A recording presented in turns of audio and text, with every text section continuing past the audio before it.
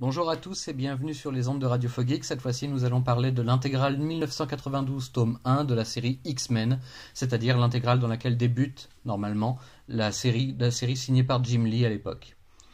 Alors pour le résumer, la guerre menace à nouveau entre les êtres humains et les mutants, pour changer, quand un astronef piraté vient percuter le sanctuaire de Magneto avec à son bord des mutants désirant se placer sous sa protection, le maître du magnétisme voit rouge et concentre alors toute son attention sur la Terre, dont il avait réussi à se détourner il y a peu.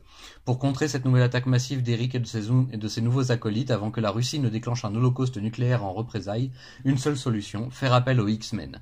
L'équipe combat au sol et dans l'espace, en orbite autour de la planète au sein du nouvel astéroïde M, et l'affrontement titanesque qui en découle aura de funestes répercussions et de tragiques conséquences pour chacun.